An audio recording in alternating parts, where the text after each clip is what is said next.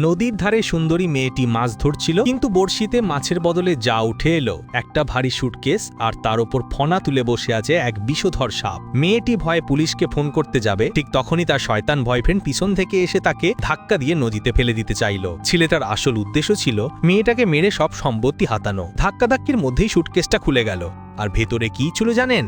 একটা লাশ দেখে মেয়েটি ভয়ে জ্ঞান হারালো, কিন্তু জ্ঞান ফিরতেই ঘটল অলৌকিক ঘটনা। সাপটি মানুষের ভাষায় কথা বলে উঠল।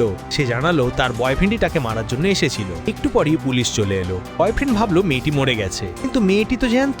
পুলিশ সুটকেস চেক করে দেখলো ওটা আসলে বহুদিন ধরে নিখোঁজ থাকা অন্য এক মেয়ের লাশ, কিন্তু খুনিকে কোনো প্রমাণ নেই। ঠিক তখনই সাপটি গোয়েন্দার মতো কাজ করলো। সে পুলিশকে দেখিয়ে দিল জলের নিচে গর্তে লোকানো খুনের সেই ছুরিটি। কয়েকদিন পর নির্লজ্জ বয়ফ্রেন্ডটা আবার এসে মেয়েটিকে ব্ল্যাকমেল করার চেষ্টা করলো, আর বুকে লোকানো ছিল স্পাই ক্যামেরা। কিন্তু এবারও সাপটি তাকে বাঁচিয়ে দিল।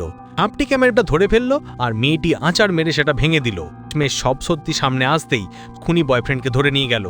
সাপটি হয়ে গেল মেয়েটির সবচেয়ে বিশ্বস্ত বন্ধু।